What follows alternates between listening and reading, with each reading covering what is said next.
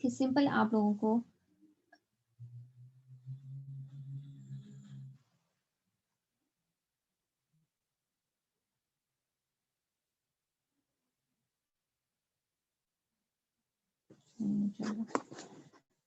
Graphical user interface तो बनाना आ गया है। अच्छा, जो मसला आ रहा है वो अब आपको आ रहा है फाइलिंग में।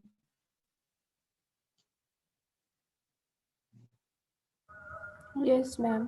फाइल में राइट हुआ लिखा फाइलिंग हुआ का भी नहीं कोड आता। आता है लेकिन वो मतलब समझ नहीं आ रही। ये पता है कि ये लिखना है लेकिन उसकी लॉजिक का नहीं पता। लॉजिक ये नहीं पता। मतलब मैम अच्छा, आपकी वीडियो से देख के हमने रिलेट करके लैब टास्क कर लिया, जो जो स्टेप्स आप यस कर रही मैम, थी वैसे बिल्कुल वैसे ऐसा ही वो किया। कर लिए, वो कर लिए, लेकिन अभी भी हमें मतलब खुद से करना पड़े ना तो वो बगैर वीडियो को देख के नहीं खुद से कर सकते, समझ नहीं आती, भूल जाते हैं। अच्छा, उसके लिए फिर ये है ना कि आप प्रैक्टिस करें।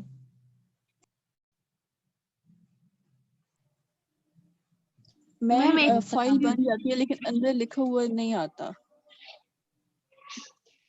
जो हम डाटा देते हैं ना वो अंदर नहीं लिखा हुआ आता फाइल में।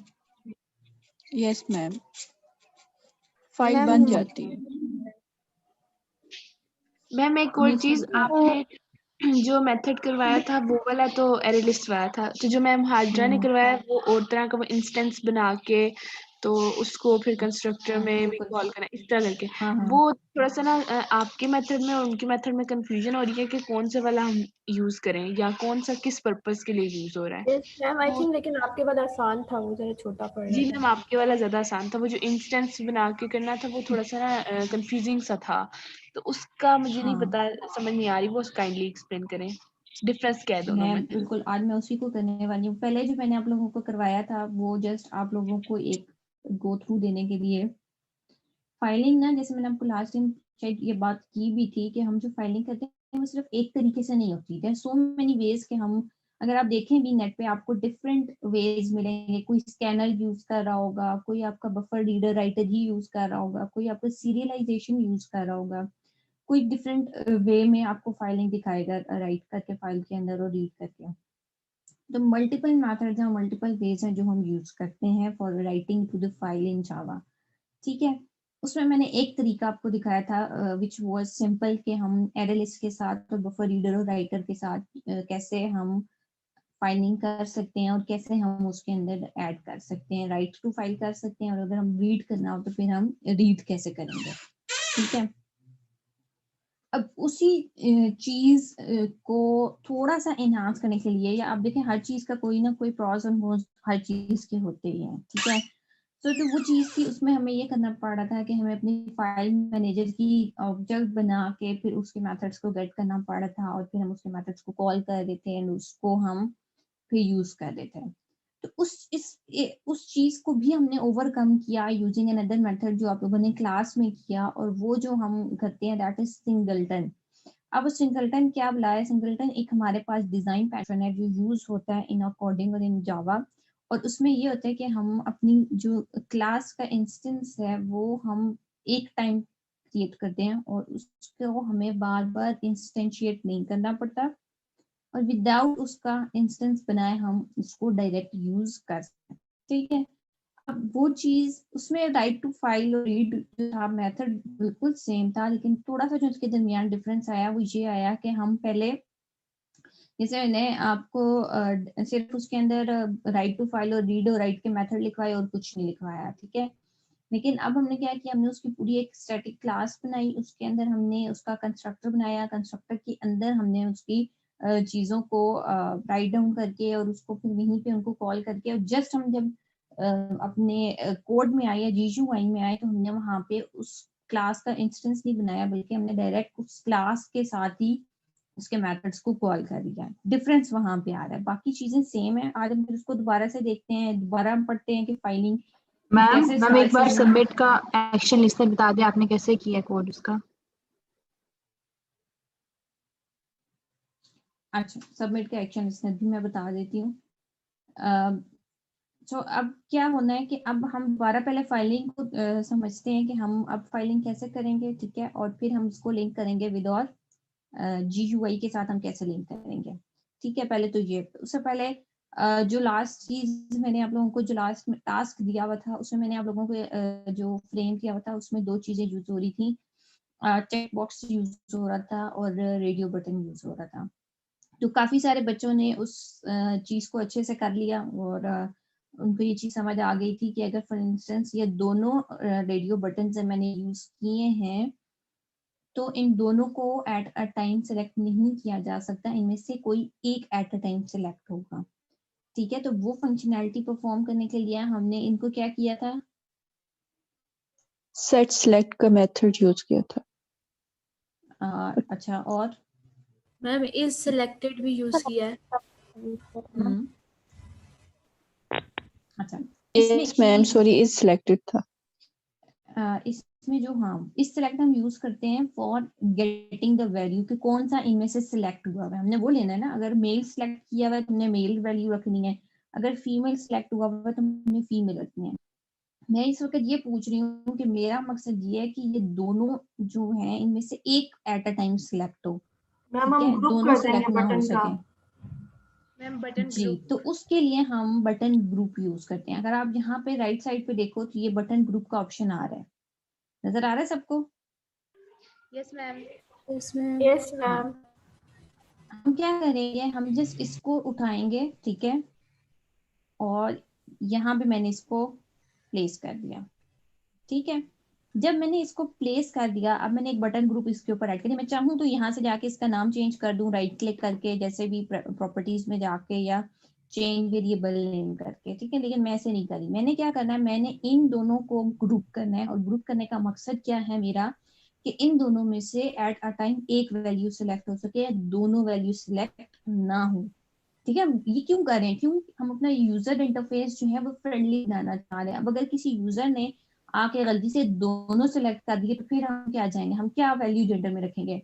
हम मेल और फीमेल दोनों एट अ टाइम तो नहीं रख सकते, हम एक ही वैल्यू रख सकते हैं, या मेल रखेंगे या फीमेल, ऐसे ही है। यस हाँ, मैम। तो इस चीज को हैंडल करने के लिए हमने यहाँ पे बटन ग्रुप रखा। अब मैंने करना क्या है, मैंने जब इसके ऊपर अपने राइट क्लिक करना है, प्रॉपर्टीज में इसकी जाऊं मैं अगर, तो आप यहाँ पे देखेंगे कि ये बटन ग्रुप की ऑप्शन आ रही है मॉडल के नीचे, ठीक है। Yes ma'am. इसको जब मैं क्लिक करती हूँ राइट, तो ये नीचे मुझे बटन ग्रुप 1 का ऑप्शन दे रहा है, ठीक है। तो यस। आप यहाँ पे देखें जो मैंने ऐड किया उसका नाम भी बटन ग्रुप 1 ही है, तो मैंने इसको क्लिक किया और यहाँ पे ये ऐड हो गया। इसको मैं क्लोज कर दूंगी और फिर मैं इसको राइट क्लिक करके सेकंड रेडियो बटन को, इसको भी इसी तरह से बटन ग्रुप 1 में ऐड कर दूंगी, ठीक है। अब जब मैंने ये ग्रुप कर दिए हैं तो फिर अब वो मुझे एट अ टाइम एक ही सिलेक्ट करने देगा। मैं अगर इसको सेलेक्ट करूंगी तो ये ऑटोमेटिकली डीसेलेक्ट हो जाएगा, और अगर मैं इसको सेलेक्ट करूंगी तो ये डीसेलेक्ट हो जाएगा, ठीक है। दूसरा काम हमने जो देखना था वो ये था कि हमने इनकी वैल्यूज कैसे गेट करनी है। Same goes for check box. Check box अगर हम यूज करेंगे तो भी हम इसी तरह चेक बॉक्सेस को लेके पहले, ठीक है, और फिर उसको ग्रुप कर देंगे उसके क्या कहते हैं, जिस तरह हमने इनको दोनों को ग्रुप किया, ठीक है। उसको भी बटन ग्रुप से करेंगे। हाँ, इस चीज से उसको भी, इसके लिए अलग तो नहीं दिया हुआ उन्होंने, ठीक है मैम। ठीक है। अच्छा, जब हमने इसको कर दिया तो फिर नेक्स्ट हमने क्या करना है, इनकी वैल्यूज कैसे गेट करनी है, ठीक है, कि इनको हमने कैसे सेट करना है। इसमें काफी लोगों को इशू हुआ था, तो जब मैंने सबमिट के एक्शन पे मैं गई, मैंने यहाँ पे नेम फील्ड, और हाँ एक और चीज जो आप लोगों को कंफ्यूज कर रही थी वो ये नेम्स थे। बहुत सारे बच्चों को ये बात भी समझ नहीं आई कि ये जो नेम मैंने दिए थे इसमें मैंने फील्ड क्यों लिखा। मैंने फील्ड लिखा टू शो कि ये मेरी टेक्स्ट फील्ड ही है, ठीक है। जरूरी नहीं है कि इसके साथ आप फील्ड लगाएं, आप कुछ भी नाम इसका रख सकते हैं, ठीक है। ये नाम रखने का मकसद ये है कि आपको याद रहे कि मेरी इस टेक्स्ट फील्ड का नाम क्या था और इसको मैंने किस लिए यूज करना है, और अगर मैंने यूज करना है तो मैं इसको किस नाम से यूज करूंगी, ठीक है। तो ये आपकी अंडरस्टैंडिंग के लिए था। मैंने इसको नेम फील्ड इसलिए दिया क्योंकि ये टेक्स्ट फील्ड थी, सही है। इसी तरह मैंने ये जो था इसको मैंने क्या दिया था, मुझे याद नहीं है, CMS फील्ड। ठीक है, तो फील्ड लिखने का ये नहीं है कि वो कोई रूल है कि हम इसके साथ फील्ड लिखेंगे, इट्स ओके, आप इसका नाम चेंज भी कर सकते हैं, लेकिन करना जरूरी है। ठीक है, जैसे आपने टेक्स्ट फील्ड डाला तो वो आपको कर देगा जे टेक्स्ट फील्ड 1, जे टेक्स्ट फील्ड 2। ठीक है, हमने ये नाम नहीं रखना, हमने नाम चेंज लाजमी करना है ताकि हमें बाद जब कहीं पे यूज करना पड़े अपने कोड में तो हम उसको इजीली यूज कर सकें। हमें याद ना रखना पड़े कि जे टेक्स्ट फील्ड 1 जो है वो नेम के लिए थी, जे टेक्स्ट फील्ड 2 जो है वो सेप आईडी के लिए थी, जे टेक्स्ट फील्ड 3 जो थी वो CGPA के लिए थी, जे टेक्स्ट फील्ड 4 जो है वो किसी और मकसद के लिए थी, 5 किसी, इस तरह तो हम याद ही रखते रहेंगे। सो इस इजी करने के लिए अपने आप को, अपनी जिंदगी को आसान करने के लिए यहीं पे इनका नाम चेंज कर देते हैं। ठीक है, अच्छा जब मैंने इसका नाम चेंज कर दिया तो मैंने यहाँ पे जाके एक और चीज आपको ये बताई थी कि जो हम टेक्स्ट फील्ड के अंदर लिखते हैं वो बाय डिफॉल्ट किस टाइप का होता है, स्ट्रिंग टाइप का, स्ट्रिंग का होता है। ठीक है, तो स्ट्रिंग में हम बाय डिफॉल्ट वैल्यूज लेते हैं। ठीक है, लेकिन हमने चूंकि वैल्यूज, मैंने आपको बताया था हमारी जो एक बिजनेस क्लास हमने बनाई थी स्टूडेंट की, हम बेसिकली उसका डेटा गेट कर रहे थे, तो मैंने आपको कहा कि हम जो उसके डेटा मेंबर्स लेंगे उनकी टाइप्स को हमने जहन में रखना है। ठीक है, तो यहाँ पे मैंने नेम जो लिया वो मेरा नेम यहाँ टेक्स्ट फील्ड में भी स्ट्रिंग ही था और मेरी स्टूडेंट की क्लास में स्ट्रिंग ही था, तो मैंने उसको एज इट इज छोड़ दिया। ठीक है, पहली बात। दूसरी लाइन पे मैं यहाँ पे CMS फील्ड से टेक्स्ट गेट कर रही हूँ जो बाय डिफॉल्ट मुझे रिटर्न करेगा स्ट्रिंग। ठीक है, लेकिन मेरी स्टूडेंट की क्लास में चूंकि स्ट्रिंग की CMS की टाइप स्ट्रिंग नहीं थी, इंटीजर थी, इसलिए मैंने इसको वापस कन्वर्ट किया इंटीजर में। ठीक है, मैंने इसको पार्स किया। पार्सिंग का मतलब क्या है कि कन्वर्ट करना एक टाइप से दूसरी टाइप में। ठीक है, इसलिए मैंने यहाँ पे इंटीजर डॉट पार्स इंट लिखा। नेक्स्ट चीज जो थी वो वही जेंडर आ गई यहाँ पे, अगर आप देखें तो जेंडर। ठीक है, ये मेरे अब रेडियो बटन थे, ये मेरी टेक्स्ट फील्ड नहीं थी कि मैं डायरेक्ट डॉट गेट टेक्स्ट करूं तो मुझे उसकी वैल्यू मिल जाएगी। ठीक है, मुझे क्या करना है, मुझे चेक करना है कि इन दोनों में से कौन सा रेडियो बटन यूजर ने सिलेक्ट किया है। ठीक है, उसके लिए what I will do is, मैंने यहाँ पे एक स्ट्रिंग लिया पहले G। ठीक है, जिसमें मैं अपनी जेंडर की वैल्यू को सेव करूंगी। मैंने अपनी स्टूडेंट की क्लास में भी जो जेंडर थी वो स्ट्रिंग ही ली हुई थी। ठीक है, उसके बाद मुझे पता है कि मैंने अपने जो रेडियो बटन्स थे दोनों, इनके नाम मैंने खुद से चेंज कर दिए। यहाँ जाके मैंने एक का नाम मेल रख दिया और दूसरे का नाम मैंने फीमेल रख दिया। ठीक है, मैंने खुद इनके नाम चेंज किए। तो अब मैंने चेक करना है कि अब इन दोनों में से कौन सा सिलेक्ट हुआ है, तो मैंने कंडीशन लगाई कि मेल वाला रेडियो बटन इज सिलेक्टेड। अब ये इस सिलेक्टेड कहाँ से आया, जब मैं मेल के आगे डॉट लगाती हूँ तो ये इसके मेथड्स ओपन हो जाते हैं। ठीक है, और इसमें मैंने जब आई किया तो यहाँ आई से मुझे इसके सारे मेथड्स शो होने शुरू हो गए। तो मेरा मकसद था, मैंने चेक करना था कि ये सिलेक्ट हुआ कि नहीं, इसके लिए यहाँ पे इस सेलेक्टेड का मेथड इन्होंने हमें दिया हुआ, तो मैंने वो मेथड जो है यहाँ पे सिलेक्ट कर लिया। जब ये इस सेलेक्टेड का मेथड है, ये बिल्ट इन मेथड है और ये ऑलरेडी लिखा हुआ है, ये चेक करेगा कि ये मेल का जो रेडियो बटन है ये चेक तो नहीं है। अगर ये चेक होगा तो ये ट्रू रिटर्न करेगा, नहीं होगा तो ये फॉल्स रिटर्न करेगा। ठीक है, तो अगर तो ये वैल्यू ट्रू होगी तो फिर मैंने जेंडर में अपनी वैल्यू मेल ही सेव कर दी। ठीक है, नहीं होगा तो फिर एल्स में मैंने जेंडर फीमेल सेलेक्ट कर दी। ठीक है, सेव कर। उसके बाद नेक्स्ट काम मैंने, नेक्स्ट मेरे पास सिंपल CGPA की फील्ड थी, उसका भी यही मसला था कि वो वहां पे मुझे वैल्यू जो रिटर्न हो रही थी वो स्ट्रिंग टाइप की हो रही थी और मुझे किस टाइप की चाहिए, फ्लोट की। तो मैंने क्या किया, मैंने इसको वापस पास कर दिया या पास कर दिया इन फ्लोट, और मैंने फ्लोट वेरिएबल लेके उसके अंदर वैल्यू सेव कर दी। ठीक, यस मैम। यहाँ तक किसी को कोई मसला है तो बताएं। No ma'am. यहाँ पे समझ आ गई है सबको? जी यस मैम आ गई। ठीक है। अच्छा, ये मेरा डिजाइन हो गया और इसमें मैंने थोड़ी सी चेंजेस की। मैंने ये 4 चीजें ली हैं और मैंने क्या किया है कि मैंने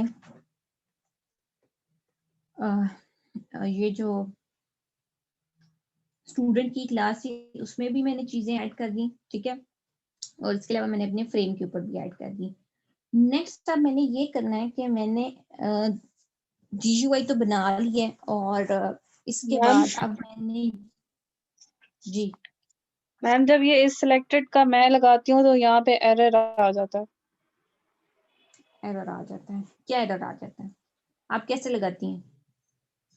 मैम जैसे आपने लगाया ना सेम टू सेम मैंने वैसे लगाया है तो एरर आ जाता है कि can not find symbol. Okay, आप इस रेडियो बटन का नेम चेंज करेंगे?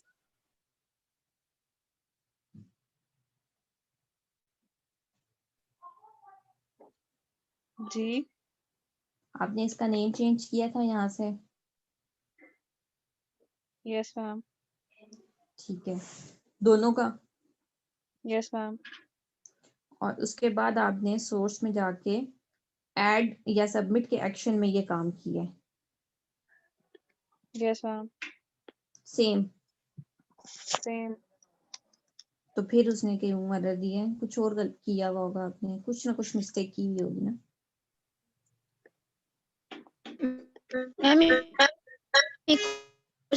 मैम अगर हम कॉम्बो ये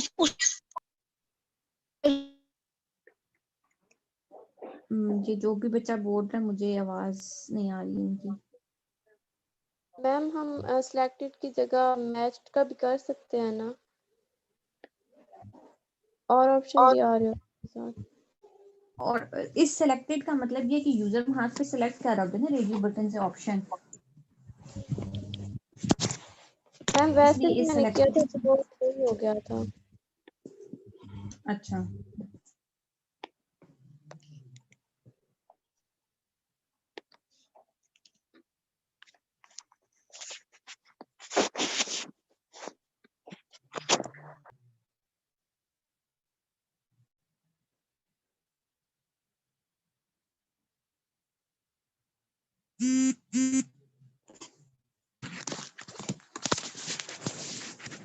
मैम आज डेमो लेंगी? जी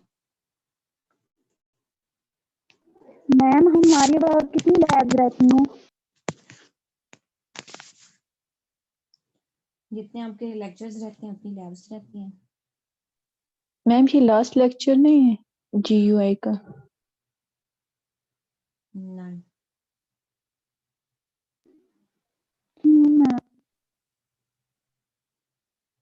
क्योंकि अभी कुछ चीजें रह गई है, एक्सेप्शन हैंडलिंग रह गई है और कुछ एडवांस अभी भी आपके नहीं डेटाबेस तक नहीं रह गया। बढ़ा देना। सॉरी मैम मतलब जी एक बच्चा बोले। मैम मतलब हम सिर्फ ये GUI और बिजनेस कोड तक ये भी करेंगे? फाइलिंग तक ही जाएंगे हम आगे डेटाबेस तक नहीं जाएंगे। आप इतना आई डोंट थिंक सो आप लोग हजम कर सकेंगे। वो मैम हाजरा बता रही थी ना कि लास्ट सेमेस्टर के स्टूडेंट ने पता नहीं वो डेटाबेस से भी कनेक्ट कर लिया था अपने कोड को, पता नहीं कुछ ऐसे करके बता रही थी मैम।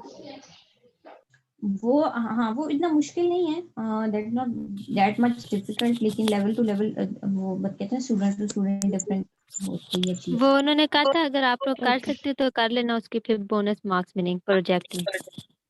हाँ दैट्स अप लर्निंग पर्सपेक्टिव से अगर आप करना चाहें तो आप कर सकते हैं। Okay ma'am. अच्छा तो ये हमने अपना GUI डिजाइन किया सिंपल सा और उसके ऊपर कुछ चीजें हमने डाल दी। अब जो नेक्स्ट हमारा काम ये था कि अभी तक हमने जो सबमिट बटन था पहले इस पे मैं क्लिक कर रही थी तो मुझे सिर्फ वो एरर लिस्ट में सेव करके और साथ में मुझे वो एक डायलॉग बॉक्स में शो कर रहा था कि एडिड।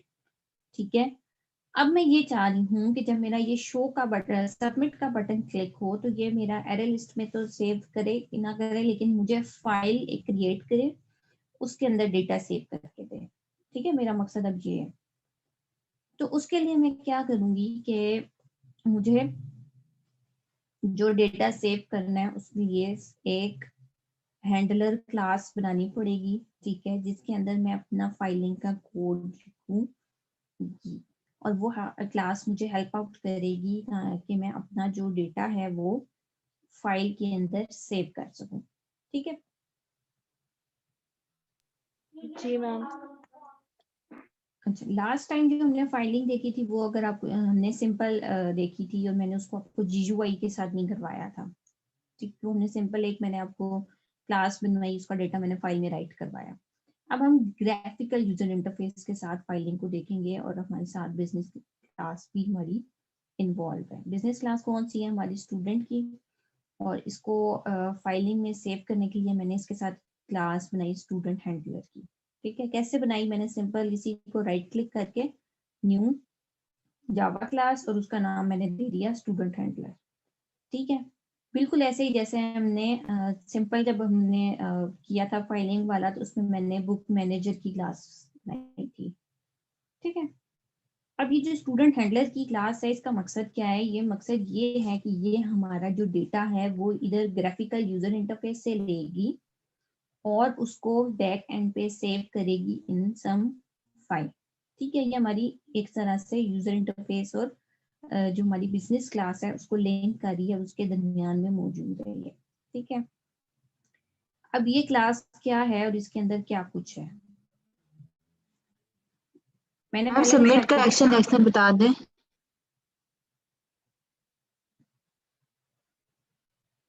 तो मैं अभी क्या बता रही थी, ये मेरा सबमिट का बटन है। ठीक है, आप क्या पूछना चाह रही हैं कि एक्शन लिस्नर कैसे बाइंड करते हैं या इसके अंदर क्या काम करना है? ये मैम काम क्या करना है? ओके, काम ये करना है कि ये जो सारी, जब ये सबमिट का बटन प्रेस हो, ठीक है, या क्लिक हो, तो मैं क्या चाह रही हूँ कि मेरा ये सारा डेटा है जो यहाँ पे आपको नजर आ रहा है, वो इस सारे डेटा को ले एक स्टूडेंट का ऑब्जेक्ट बनाए और उसकी वैल्यूज को जाके वो फाइल के अंदर राइट कर दे। ठीक है, मेरा ये मकसद है। तो ये काम अब मैं कहाँ पे करूंगी? मैं इस सबमिट बटन के एक्शन लिस्नर पे करूंगी, या मैं चाहूँ तो मैं इसका नाम या इसको मैं यहाँ से एडिट करके ऐड टू फाइल कर देती हूँ। मैंने सारा बड़ा ही लिख दिया। ठीक है, आप कोई भी नाम लिख सकते हैं यहाँ पे। तो अब मैं ये चाह रही हूँ कि जब इस बटन पे क्लिक हो तो ये सारा डेटा ले और फाइल के अंदर राइट कर दे। ठीक है, अब जब ये फाइल के अंदर राइट करेगा तो अब फाइल के अंदर कैसे राइट होगा और ये कैसे लिंक करेगा विद दिस स्टूडेंट क्लास, हमने ये चीज देखनी है। ठीक है, तो सबसे पहले इसके एक्शन के ऊपर जाने से पहले हमें फाइलिंग का कोड लिखना है ताकि हम उसको फिर इसके साथ लिंक कर सकें। उसके लिए मैंने एक क्लास बनाई स्टूडेंट हैंडलर के नाम से। ठीक है, इसके अंदर मैंने कुछ नहीं किया, मैंने सिर्फ अपना जो फाइलिंग का था सेव टू फाइल का मेथड और रीड फ्रॉम फाइल का मेथड वो इसके अंदर लिखा है। ठीक है, इसको मैंने थोड़ा सा चेंज किया है, जो अपने अभी क्लास में भी तरीका देखा है फॉर जो स्टैटिक इंस्टेंस और सिंगलटन के थ्रू वो हम देखते हैं। ठीक है, क्लास में बड़ा एडवांस है, आप लोगों ने कोड देखा है, बड़ी एडवांस एप्लीकेशन आपने बनाई है, और मैं सिर्फ ये रिकमेंड करूंगी कि आप लोग सीखने के लिए उस कोड फॉलो करें ए से लेके बी तक, और उसके साथ आप पूरा मैम पूरा 2 दफा कोड आ रही है करते। आपकी आवाज। ये किसी का माइक ऑन है, है। किसी का माइक ऑन है, अभी भी 2 दफा आ रही है। नहीं मैम आप सही हो। ओ मैम अब ठीक हो रही है। वो माइक ऑन था किसी का बीच में। तो हाँ, एक तो काम आप लोगों ने ये करना है कि जो अपनी क्लास में वो सारा कोड मैडम ने आपको करवाया है वो आप, ताइबा आपके माइक को क्या इशू है, आप कुछ कहना चाह रही हैं?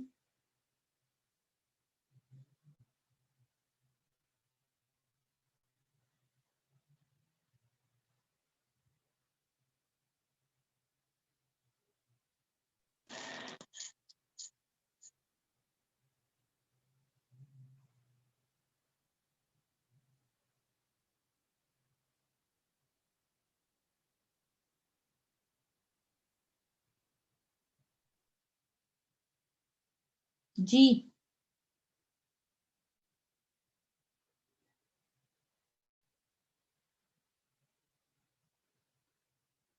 कुछ बोलना है तो बोलें ताकि मैं आगे कंटिन्यू करूं, नहीं तो आप अब आपका माइक नहीं ऑन होना चाहिए।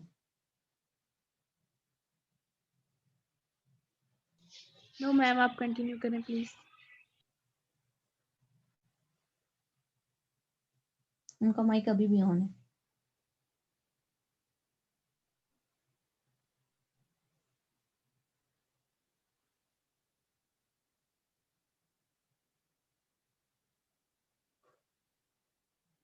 Excuse me ma'am.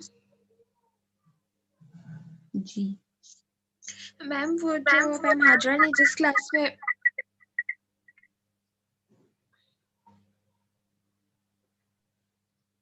मैम जो आपने माइक खोला हुआ है, मैम हाजरा ने जिस मेथड से कराई थी फाइलिंग, आप वो सेम मेथड से दोबारा करा दें अगर प्लीज।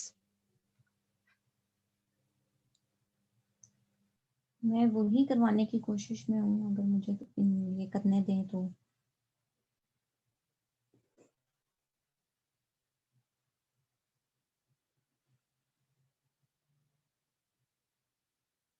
मैम 2 माइक्स ऑन है। किसका कौन सा ऑन है? मेरे मेरे नाम से 2 ऑन है। मदी नो नो मैम, तैयबा का ऑन है और मदीहा का ऑन है, लेकिन मदीहा की तो लाइट, बट ये मस्ती तैयबा के माइक से हो रही है बार। ये मैम तैयबा को निकाल ही दें फिर क्लास से, क्योंकि मैं इनका निकाल माइक ऑन दूंगी। होता है फिर।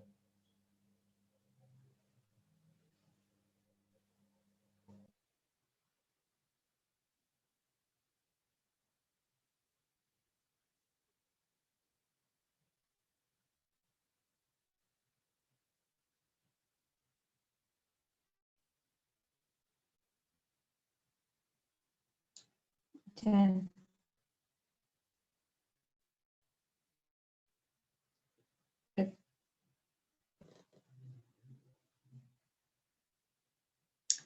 हमने जो लास्ट टाइम किया था, मैंने आपको ये कहा था कि जब भी हमने फाइलिंग करनी है हमने एक अलग क्लास बना ली, ठीक है। उस क्लास में हमने सबसे पहला काम क्या करना है, हमने इंपोर्ट करना है java.io.style को, ठीक है। क्यों? क्योंकि आईओ का मैंने आपको बताया था ये हमें सारे मेथड्स प्रोवाइड करती है for writing and reading from the file, और फाइल हैंडलिंग के लिए हमें जो जो चीजें रिक्वायर्ड है वो सारी हमें इस आईओ की लाइब्रेरी से मिल जाती हैं, ठीक है। तो हमने जब भी फाइलिंग करनी है तो हम सबसे पहले इसको इंपोर्ट करेंगे अपने कोड में, ठीक है, पहले से सॉरी। इसके बाद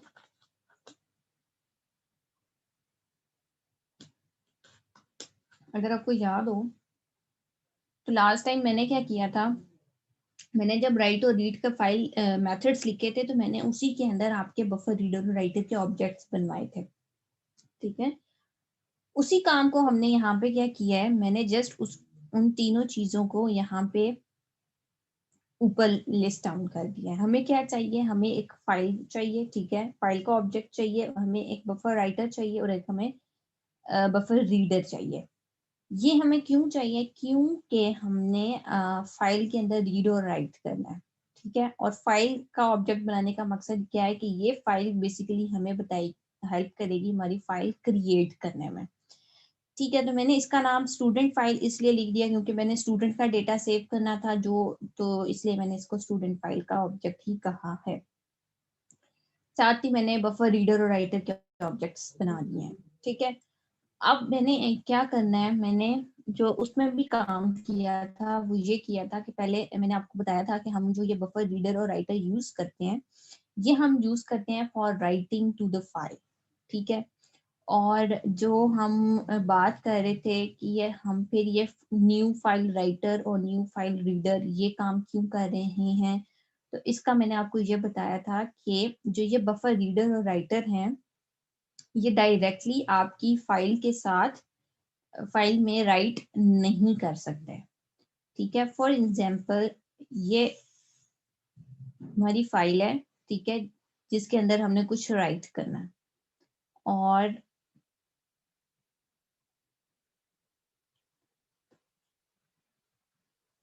यहाँ पे एक ये चीज है और इसके साथ हम बना लेते हैं लेट्स सपोज ये, ठीक है। अब क्या है कि ये हमारी है फाइल जिसके अंदर हमने राइट करना है कोई डेटा, ठीक है। This is our text file.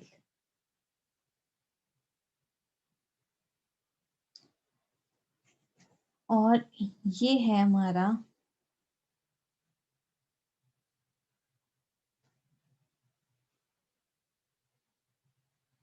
File writer और ये इधर जो है ये हमारा है रीडर, बफर। अब मैंने जैसे आपको पिछली बार बताया था ना कि ये जो फाइल राइटर है ये क्या करता है, ये आपकी फाइल को रेडी करता है, ठीक है, और उसको ओपन करता है इन अपेंड मोड ताकि हम उसके अंदर डेटा को राइट कर सकें, ठीक है। फाइल राइटर खुद से राइट नहीं करता बल्कि ये इस बफर राइटर को हेल्प करता है कि ये इस फाइल के अंदर डेटा राइट कर सके, यानी कि ये इनके दरमियान में काम करता है और ये लिंक करता है बफर राइटर को हमारी फाइल के साथ, क्योंकि ये बेचारा बफर राइटर जो है ये डायरेक्टली हमारी फाइल को एक्सेस नहीं कर सकता, ठीक है। ये इसकी थोड़ी सी लिमिटेशन है, तो इसको बेचारे को रास्ता प्रोवाइड करता है फाइल राइटर या फाइल रीडर, ठीक है। राइटर कब देगा, जब राइट करना होगा, रीड कब देगा, जब रीड करना होगा, ठीक है। तो अब जब हमने यहाँ पे कंस्ट्रक्टर बनाया, ठीक है, पहला काम हमने ये किया, ये पहले डेटा मेंबर्स मैंने लिख दिए, एरे लिस्ट मुझे चाहिए थी मैंने वो डिक्लेयर कर दी, उसके बाद अभी इंस्टेंस का मैं बताती हूँ। फिर मैंने यहाँ पे एक कंस्ट्रक्टर बनाया, ठीक है, जैसे हम अपनी नॉर्मल क्लास में बनाते होते हैं। नाउ अब पहले मैंने फाइल जो थी वो क्रिएट करनी थी, और अगर आपको याद हो तो मैंने आपको बताया था कि ये जो हम पाथ देते हैं ये हम दो तरह से दे सकते हैं। एक तो हम पूरा पाथ दे दें कि हमने इस फाइल को किस ड्राइव में, किस फोल्डर में, कहाँ पे सेव करना है। दूसरा तरीका मैंने आपको ये बताया था कि हम डायरेक्ट यहाँ पे नाम लिखते हैं, तो जो हमारा ये प्रोजेक्ट है नेटबीन्स में आप देख रहे हैं, इसी के अंदर सोर्स में वो जाके फाइल जो है इस नाम से क्रिएट हो जाएगी, ठीक है। अगर आपने इसके अलावा कहीं सेव करना है तो आप उसका जो है पाथ वो आप यहाँ पे स्पेसिफाई कर देंगे, ठीक है। तो अब मैंने ये फाइल क्रिएट कर दी, मैंने उसका नाम बता दिया कि इस नाम की फाइल क्रिएट कर दो, उसकी टाइप txt होगी, ठीक है, और उसको मैंने सेव कर दिया स्टूडेंट फाइल के ऑब्जेक्ट में। अब इसने क्या किया है, इसने अभी तक सिर्फ ये काम किया है कि ये एक फाइल जो है वो क्रिएट की है। अब इस फाइल को हमने अवेलेबल बनाना है ताकि ये बफर राइटर जो है इसके अंदर राइट कर सके, ठीक है। तो उसके लिए मैंने क्या, जी मैम ये बफर राइटर जो है ये फाइल में राइट करने के लिए हम यूज करते हैं जी, और रीडर रीड करने के लिए जी, ओके मैम, ठीक है। यहाँ पे मैंने राइटर का ऑब्जेक्ट बना दिया था, इसको अब मैं यहाँ पे इनिशियलाइज कर रही हूँ और इसके अंदर न्यू फाइल राइटर भेज रही हूँ, ठीक है। उसके अंदर मैं फाइल का नाम और साथ ट्रू भेज रही हूँ। ट्रू क्या डिपिक्ट कर रहा है कि ये फाइल ओपन है और ये फाइल रेडी है to write something in it, ठीक है। बेसिक इसको आप ऐसे समझें जैसे अंपायर ने पिच तैयार कर दी है, अंपायर कौन है, फाइल राइटर।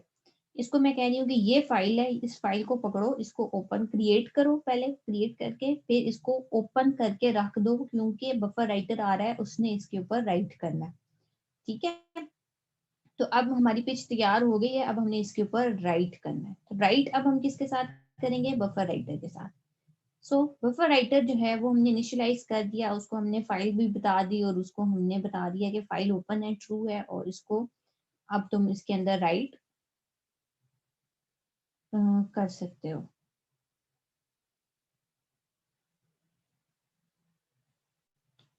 हेलो, आवाज आ रही है मेरी?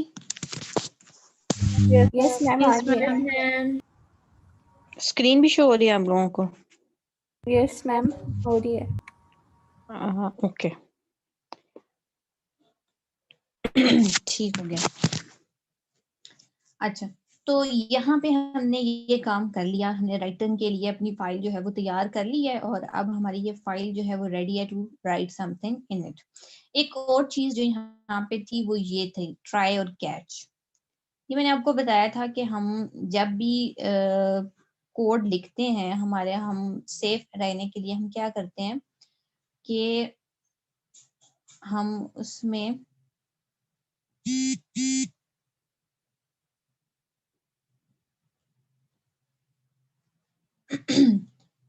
कुछ चेक्स लगाते हैं ताकि उस कोड के अंदर अगर कोई एरर आ जाता है तो हम उसको हैंडल कर सकें। ठीक है, इसी तरह कभी कभार ये भी होता है कि आपका जो कोड होता है उसके अंदर एरर्स तो क्या आपकी कुछ एक्सेप्शंस आ जाती हैं। लाइक आप लोगों ने अक्सर काम किया और आपको इस तरह से नीचे कुछ रेड लाइंस आ जाती हैं और फिर आप कहते हैं कि ये मैडम ये एरर ही दिए जा रहा है, ये कुछ कर तो रहा नहीं है। ठीक है, तो उस तरह की सिचुएशंस में जहां आपका प्रोग्राम जो है उसका नॉर्मल फ्लो खराब हो जाता है और वो आगे कंटिन्यू नहीं करता ड्यू टू सम एरर, और एरर इतना फैटल होता है कि आपका जो प्रोग्राम है उस टर्मिनेट हो जाता है, वो आगे चलता ही नहीं है। तो उस सिचुएशन को हैंडल करने के लिए कि हमारा जो नॉर्मल फ्लो है प्रोग्राम का वो खराब ना हो और अगर एक्सेप्शन आती भी है तो हमारा प्रोग्राम आगे चल सके, हम एक्सेप्शन एंडिंग यूज करते हैं। ठीक है, प्रॉपर इसको कैसे यूज करते हैं हम बाद में देखेंगे, लेकिन अभी हम सिर्फ ये ट्राई कैच को पढ़ते हैं। ट्राई कैच में हम ट्राई का एक ब्लॉक होता है और उसकी सिंटैक्स ये है कि हम लिखते हैं ट्राई, ठीक है, और उसके आगे ये कर्ली ब्रेसेस डाल देते हैं। ठीक है, और उसके बाद इसके साथ हमेशा आएगा कैच, और कैच के साथ हम ये फंक्शन ब्रैकेट्स लिखते हैं और इसके अंदर एक्सेप्शन ई जो है इसका ऑब्जेक्ट कहते हैं। मैम मैम ये एक्सेप्शन में एक आईओ एक्सेप्शन का वो देता है, वो क्या? जी जी, एक्सेप्शन जो है ना वो समझ इनकी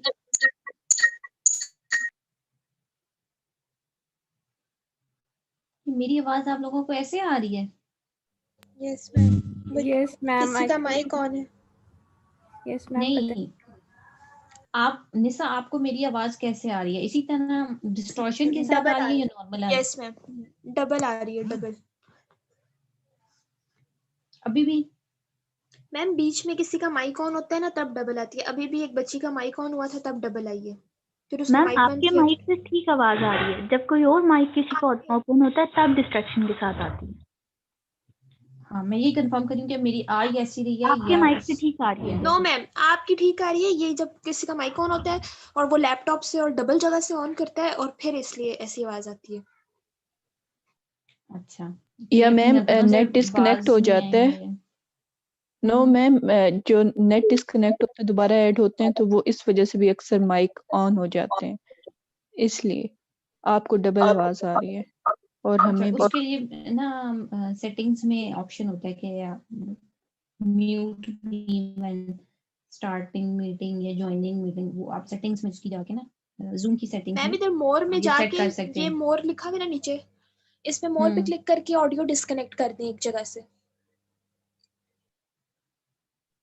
अब वो भी हो सकता है, लेकिन मैं ये कह रही हूँ जैसे ये अभी इरफा कह रही थी कि जैसे हम कनेक्ट कर रहे होते हैं, वजीहा क्या मसला है आपका?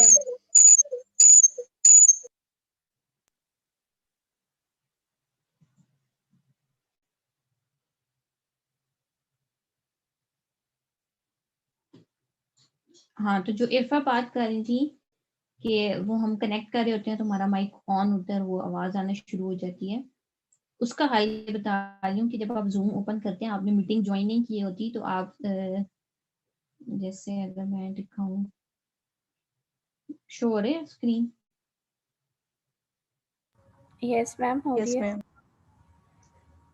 ये जो मैंने जूम को ओपन किया हुआ है। मैम जूम नहीं हो रही, सिर्फ वही हो रही, नेट बीन्स। नेट बीन्स पे है अभी।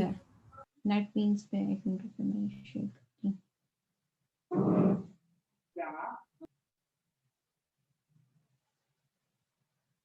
ये मैंने स्क्रीन शो की हुई है ना आपको, अब आई है?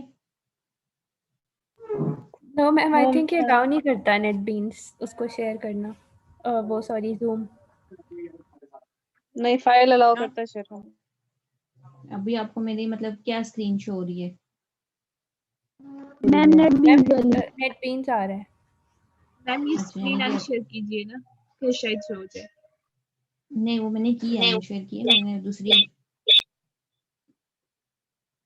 अच्छा, बहरहाल इसको मैं इसका स्क्रीनशॉट डाल दूंगी। वो आप जब जूम पे ओपन करते हैं तो वहाँ पे सेटिंग्स होती हैं, उसमें जाके आप उसको कर सकते हैं सेट। ठीक है, तो और ये जो जिनके माइक ऑन हो रहे हैं बगैर वजह के, आप या तो चैट में मैसेज कर देंगे आपका क्यों ऑन हो रहा है, नहीं तो मैं आपको रिमूव कर दूंगी, फिर मैं अलाउ नहीं करूंगी। ठीक है, ओके। तो जी हमने ये कहाँ पे थे हम, पता नहीं। मैम आप वो एक्सेप्शन का बता रही थी ना, आईओ वाला। हाँ जी, ये एक्सेप्शन जो है ये आप इनकी समझ लें पेरेंट क्लास है। ठीक है, हमारे पास डिफरेंट टाइप की एक्सेप्शंस आती हैं और हमारे पास डिफरेंट क्लासेस हैं एक्सेप्शंस की। और उसमें एक आईओ एक्सेप्शन है, फिर हमारे पास फाइल नॉट फाउंड एक्सेप्शन है, फिर हमारी array out of bound exception है, नल पॉइंटर एक्सेप्शन है, index out of range exception, मतलब बेतहाशा एक्सेप्शंस हैं। तो अगर हमें स्पेसिफिकली पता है कि हमारी इस कोड में किस टाइप की एक्सेप्शन आ सकती है तो हम वो यहाँ पे लिखते हैं।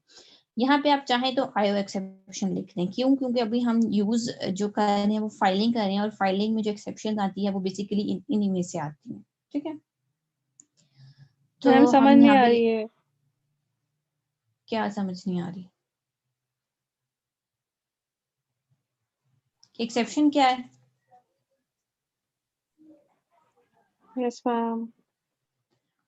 मैम आयो अच्छा, लिखे न लिखे एक ही पर्पस है।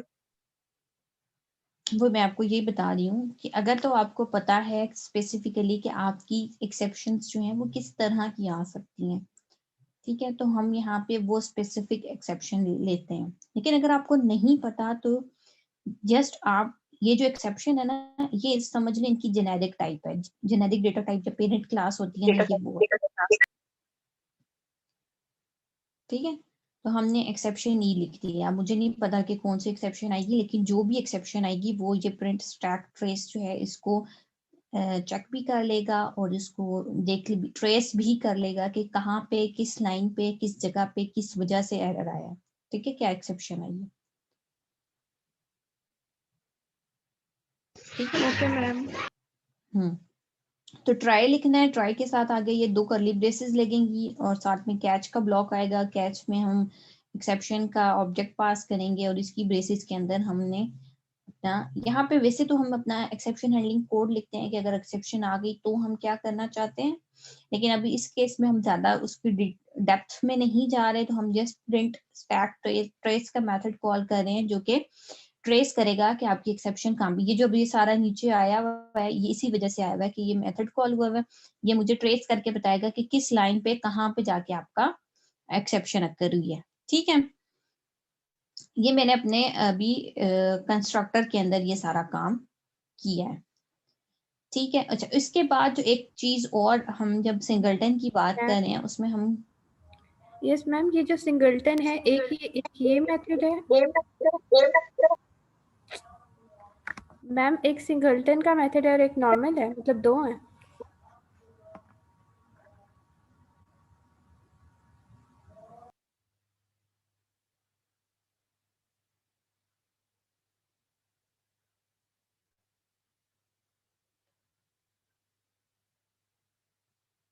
नहीं, जो हम ये अभी फाइलिंग का तरीका देख रहे हैं ये हम कर रहे हैं सिंगलटन के थ्रू। ठीक है,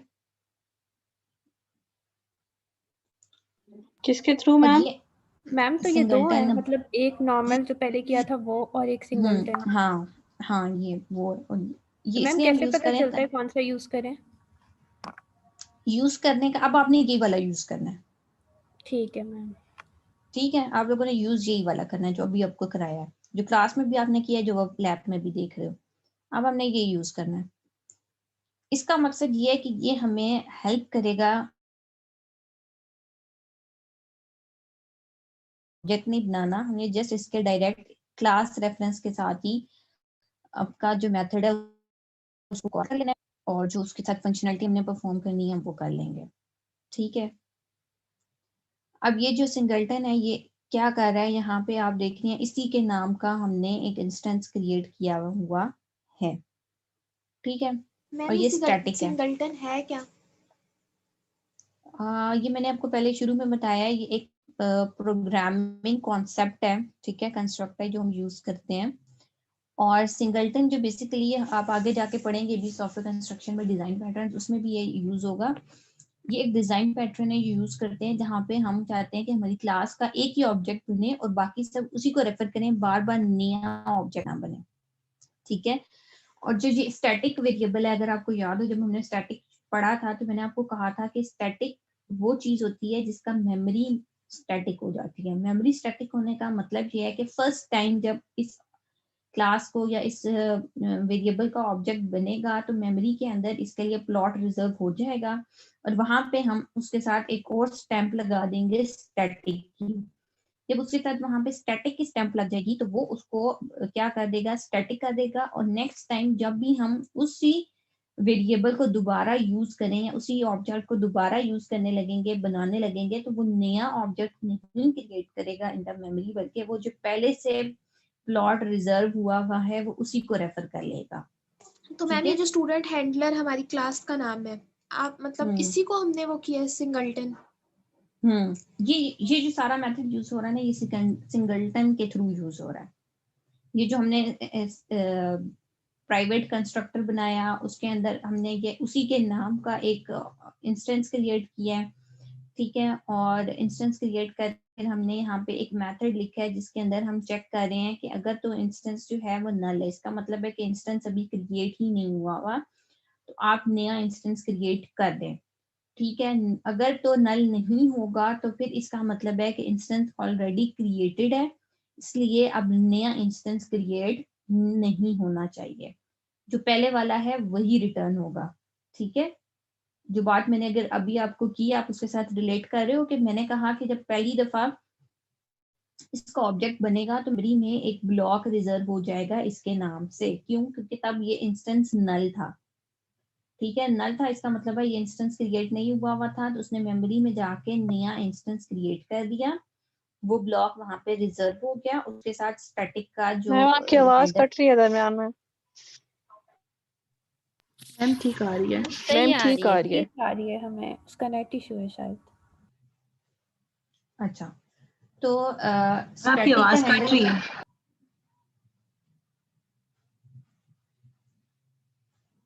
कितने लोगों को लग रहा है कि मेरी आवाज कट रही है? मैम बिल्कुल ठीक आ रही है आपकी आवाज। मैम ठीक आ रही है, उनका नेट स्लो है। यस मैम, हमें तो आ रही है। ठीक आ रही है मैम। ठीक है, तो इंस्टेंस अगर नल होगा तो वो नया इंस्टेंस क्रिएट कर देगा मेमोरी में फर्स्ट टाइम, उसको रिजर्व कर देगा, वहां पे इंस्टेंस बैठ जाएगा, ठीक है। और चूंकि ये स्टैटिक था तो उधर उसके साथ लिखा हुआ आएगा कि ये स्टैटिक है। जब वहां पे स्टैटिक आ जाएगा तो नेक्स्ट टाइम जब दोबारा से हम इंस्टेंस क्रिएट करेंगे वो चेक करेगा कि इंस्टेंस नल था, तो उसको पता लगेगा कि नहीं, नल नहीं है, ये ऑलरेडी क्रिएटेड है। इसका मतलब है वो नया इंस्टेंस क्रिएट नहीं करेगा, बल्कि वही जो पहला इंस्टेंस क्रिएट हुआ है मेमोरी के अंदर वो वही रिटर्न कर देगा, ठीक है। नया इंस्टेंस दोबारा क्रिएट नहीं होगा, वो रिटर्न कर देगा। जब वो रिटर्न कर देगा तो आपको बार बार इसके लिए नए ऑब्जेक्ट बनाने की जरूरत नहीं पड़ेगी, ठीक है। डायरेक्ट आप इसको क्लास के साथ यूज कर सकते हैं। इसको मैं भी जब हम उसको सबमिट के पीछे लगाएंगे तो फिर आपको समझ आएगा कि मैंने इसको कैसे डायरेक्ट यूज किया है, ठीक है। अच्छा, तो सबसे पहले हमने क्या करना है, अपने फाइल क्लास बनाई, क्लास के अंदर प्राइवेट डेटा मेंबर्स रखे।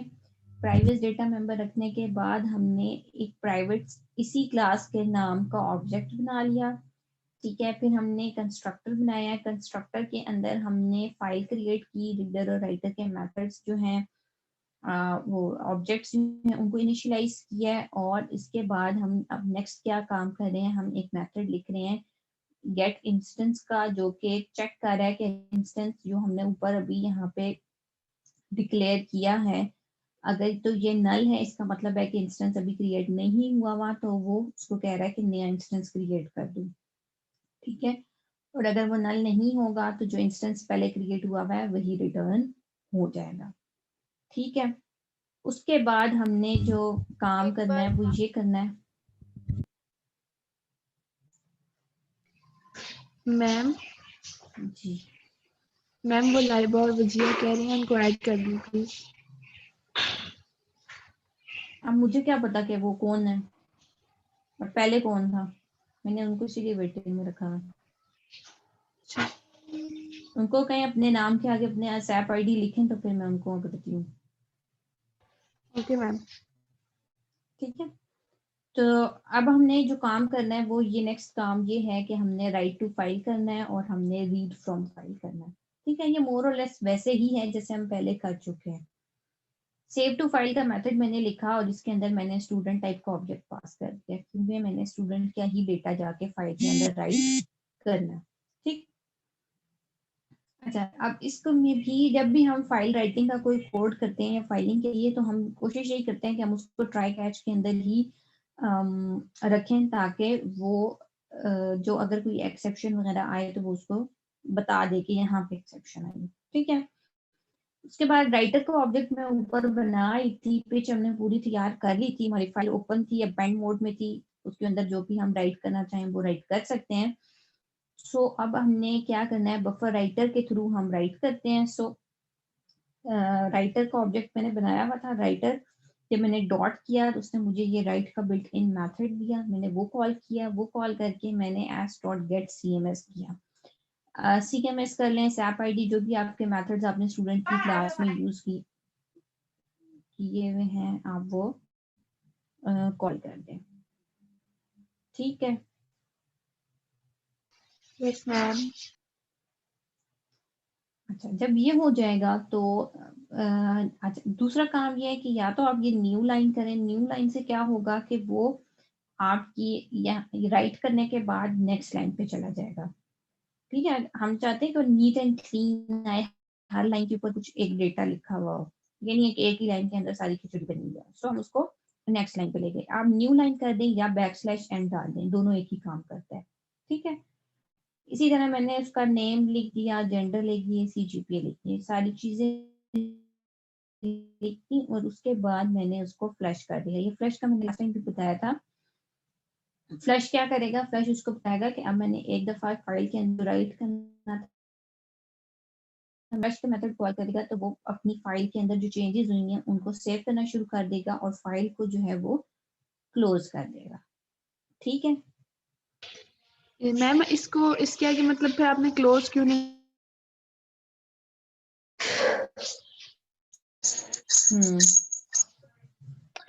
मैम मैं आपके साथ रिपोर्ट कर रही हूँ लेकिन यहाँ पे एरर्स आ रहे हैं। एरर क्या आ रहा है आपका?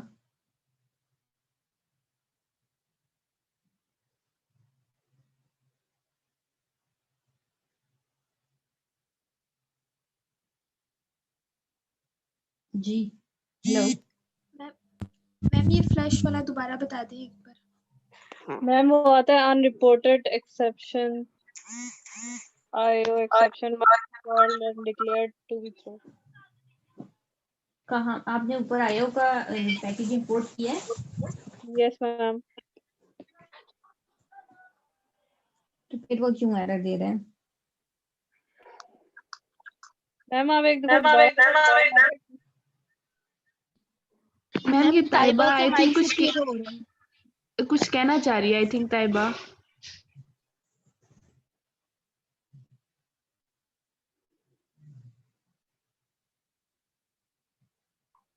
मैम आप एक मिनट ऊपर जाए, उनसे कहीं मैसेज कर दे, जो भी उसने कहना, माइक मत ऑन करे।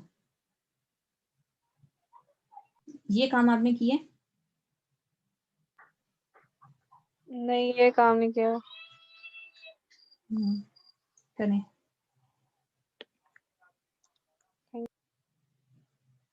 ठीक है, तो ये मैंने राइट कर दिया सब कुछ और उसके बाद मैंने फ्लश कर दिया राइटर को। राइटर को फ्लश करने का मतलब ये, जैसे राइटर ने पहले हमें फाइल ओपन करके अपेंड मोड में खोल के रख दी कि अब इसके ऊपर राइट करो। अब जब मैं फ्लश करूंगी तो फ्लश का मतलब ये है कि अब इसमें मजीद मैंने इस टाइम कुछ राइट नहीं करना, मेरे पास जो कुछ था मैं वो लिख चुकी हूँ। अभी के लिए फाइल को सेव कर दो और क्लोज कर दो, ठीक है।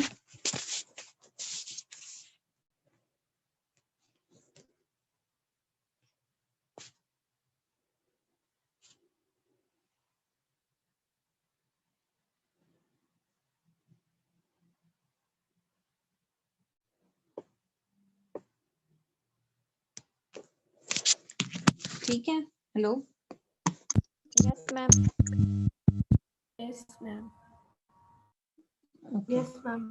तो ये मेरा राइट टू फाइल का हो गया। अब इसको मैंने कॉल कहाँ पे की है, ये मैंने ऐड स्टूडेंट का मेथड लिखा है।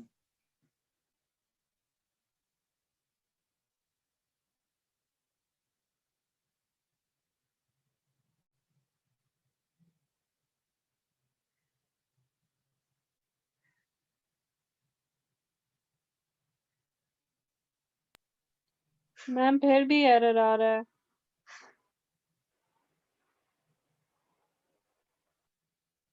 क्या एरर आ रहा है अभी? Same unreported exception, IO exception. Syntax सही यूज कर रही है, क्या कर रही है? मैम कहाँ पे एरर आ रहा है, कौन सी लाइन पे? सेम जैसे आपने किया है ना, ये ट्राई के बाद आ रहा है और कैच पे आ रहा है ऊपर। टाइम में आपने कुछ लिखा है अज़वा? जी। और कैच में ये E dot print stack trace ये भी लिखा हुआ है? हाँ, सारा कुछ लिखा है। मेरे भी आया था लेकिन मैंने फिर ये लिखा था तो ठीक हो गया था। तो आपका इशू हम बाद में रिजॉल्व करें, मेरा ख्याल है हम टास्क को एक दफा कंप्लीट करने दें। ठीक है मैम। ठीक है मैम। हाँ,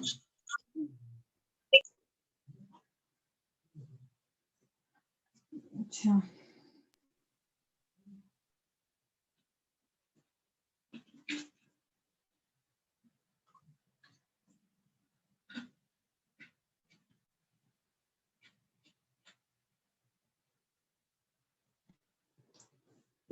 तो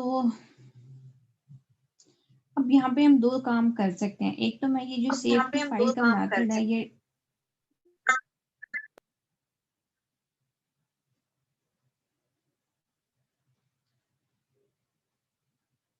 मैम जी मैम 10 मिनट दे दें नमाज के लिए, इसको ऐसे ही रहने दें, हम नमाज पढ़ लें फिर आकर आप समझा देना। मैं अभी कंटिन्यू करूंगी, ये एंड करके फिर मैंने स्टार्ट करनी।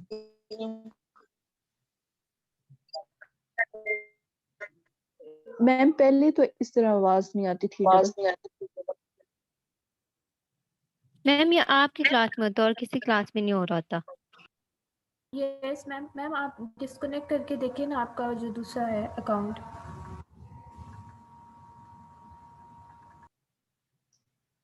क्या मेरे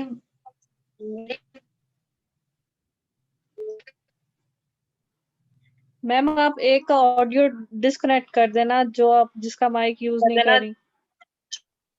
बेटे मेरे तरफ से दोनों डिस्कनेक्ट, एक ऑन है दूसरा डिस्कनेक्टेड है। मैम आई ये थिंक तैयबा है यार। ये तैयबा डिस्कनेक्टेड नहीं है, ये आता। उनकी तरफ से इशू आ रहा है। मैम उनको रिमूव कर दें, बाद में रिकॉर्डिंग देख लेगी।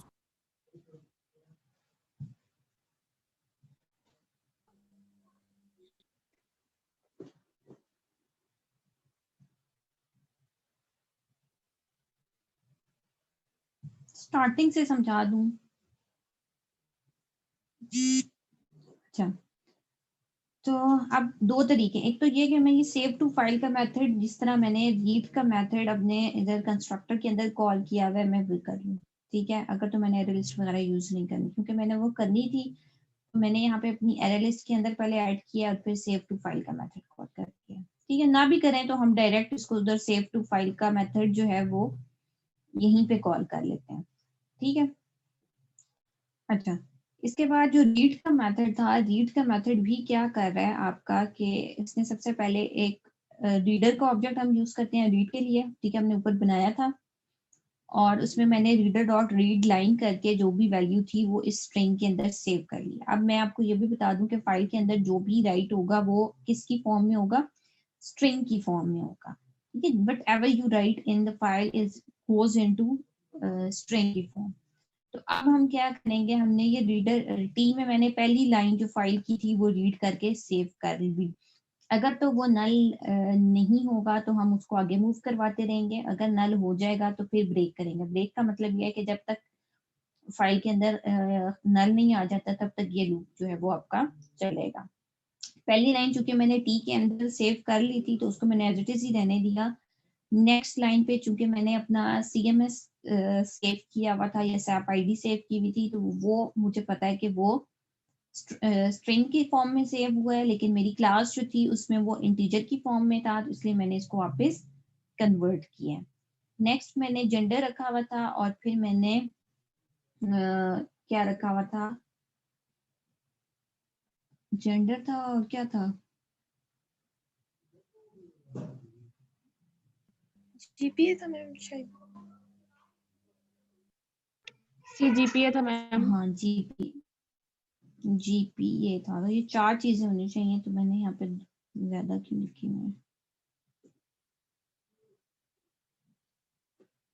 यहाँ पे A आएगा और इधर हम T कर देते हैं। एक मिनट मुझे अपनी क्लास में देखने दें जरा, मैंने कंस्ट्रक्टर में किस सीक्वेंस में वैल्यूज डालनी है। CMS है, नेम है, जेंडर है और GPA, ठीक है। CMS नेम जेंडर GPA, तो CMS नेम जेंडर GPA, ठीक है। तो इसमें जेंडर आ गया और ये हमारा जो CGPA था वो फ्लोट में था, उसको मैंने कन्वर्ट किया। उसके बाद स्टूडेंट को ऑब्जेक्ट बनाया, मैंने यहाँ पे उसको अपनी एरे लिस्ट में ऐड कर दिया, ठीक है।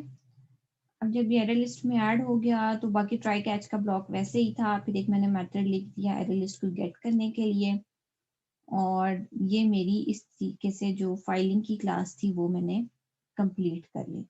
अब जब मैंने ये कंप्लीट कर ली है तो अब मैंने इसको लिंक करना है अपने GUI के साथ। GUI के साथ लिंक करने का मतलब ये है कि जब वो सबमिट या सेव टू फाइल का मैथड बटन क्लिक हो तो जो भी मैंने उस फ्रेम के ऊपर उस वक्त वैल्यूज एंटर की हैं वो उसको ले और वो जाके आपकी जो स्टूडेंट की ये फाइल है इसके अंदर सेव हो जाए। तो इसके लिए मैं क्या करूंगी, मैं जाऊंगी अपने इस एक्शन लिस्नर में, ठीक है। मैंने ये सारी वैल्यूज गेट की जैसे मैंने पहले आपको बताया, उसमें से टेक्स्ट फील्ड्स में से, और ये सारी चीजें मैंने करके देन मैंने यहाँ पे क्या किया, सिंपल मैंने काम किया, मैंने एक स्टूडेंट का ऑब्जेक्ट बनाया, ठीक है, उसको यही कंस्ट्रक्टर के साथ उसकी वैल्यू सेट की एंड देन आप देखें मैंने क्या किया, मैंने student handler dot get instance, मैंने स्टूडेंट हैंडलर का ऑब्जेक्ट नहीं बनाया, उसको इनिशियलाइज नहीं किया, कुछ नहीं किया, मैंने डायरेक्ट जो हमारी स्टूडेंट हैंडलर क्लास है उसी को dot get instance dot add student और ये हमने उसके अंदर पास कर दिया मेथड, ठीक है। जब ये मैंने कर दिया फिर साथ ही मैंने जैसे पहले किया था ऑप्शन पेन के साथ डायलॉग बॉक्स शो कर दिया कि अगर ऐड हो जाएगा तो यहाँ पे इसको हम चेंज कर देते हैं, ऐड टू फाइल कर देते हैं। और इसके बाद मैंने ये किया था कि ये जो सारी चीजें ये क्लियर हो जाए, ठीक है। तो नेम और CMS फील्ड को किया हुआ है हमने, और बाकी क्या चीज रह जाती है, CGPA वाली रह जाती है। मैम हम जेंडर को भी क्लियर कर सकते हैं। हाँ जी कर सकते हैं, मैंने उसका नाम क्या रखा हुआ है फील्ड का, CGPA फील्ड है ना,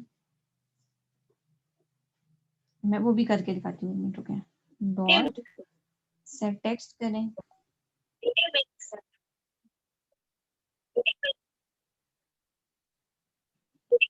ठीक है। और इसके बाद मेल डॉट सेट, ताइबा अपना माइक म्यूट करे, आपकी वजह से इतनी देर लग गया आदमी में।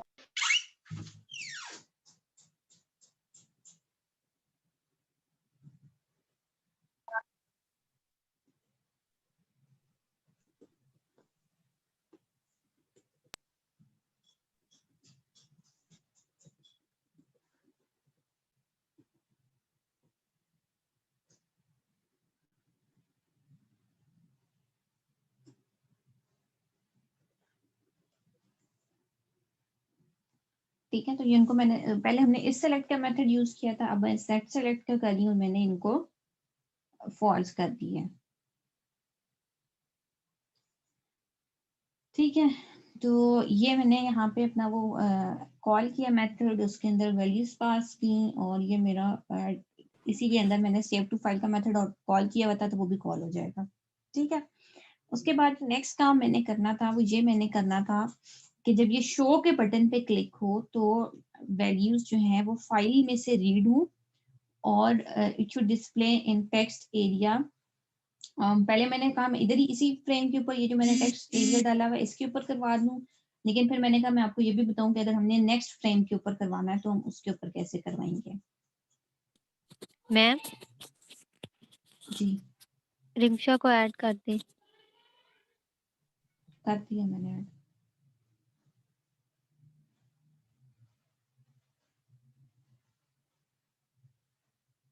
ठीक है, तो इसके मेथड में मैंने क्या किया है, मैंने जो नेक्स्ट फ्रेम अपनी शो करानी थी इस क्लिक के बाद उसका ऑब्जेक्ट बनाया, उसको विजिबल ट्रू किया और उसके बाद ये मैं आप देख रहे हैं स्टूडेंट हैंडलर के साथ मैंने एक मेथड कॉल किया गेट लिस्ट का, ये आपको वहां पे नजर आ रहा होगा और उसको मैं ये एस में सेव कर रही हूँ। एस क्या है, मेरी एरे लिस्ट है जो मैंने यहाँ ऊपर बनाई हुई है।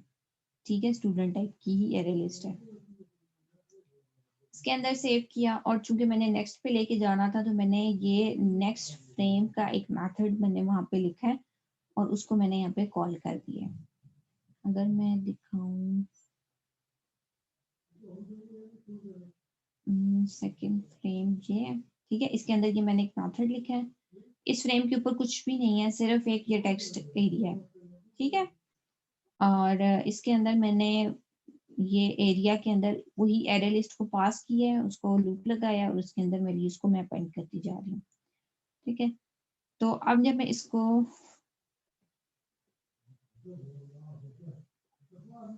ठीक है रन करती हूँ,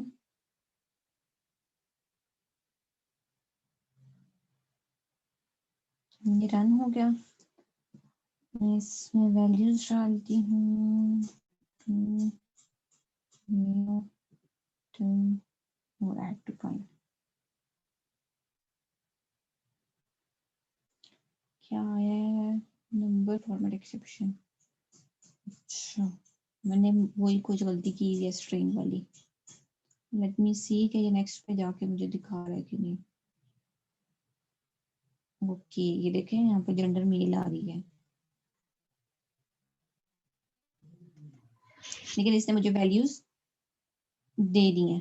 ठीक है, अब मैम हाँ जी मैम ये जो आपने नीचे रीड का मेथड बनाया यहाँ पे दूसरे वाले में जीयूआई में सेकंड फ्रेम को कॉल करने के लिए, वो अपेंड किया है आपने, तो जब मैं इस तरह करती हूँ दूसरे फ्रेम को कॉल तो वो अपेंड नहीं होता।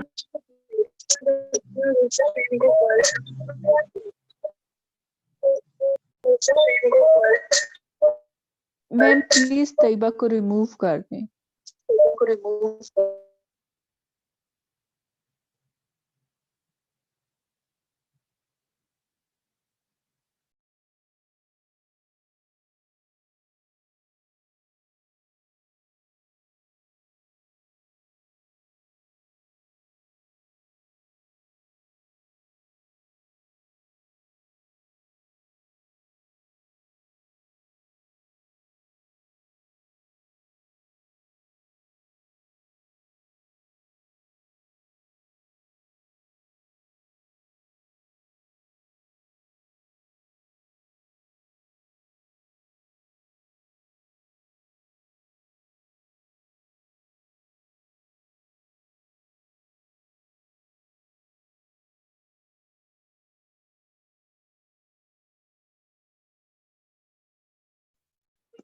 मैम चली गई हैं।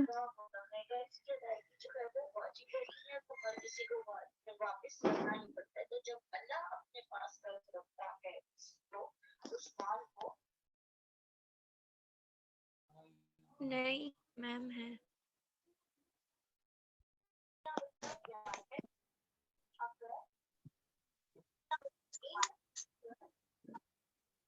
नहीं है यार मैम उस्मा का नहीं है। देखो मैम उस्मा का हो गया है। देखो मैम उस्मा का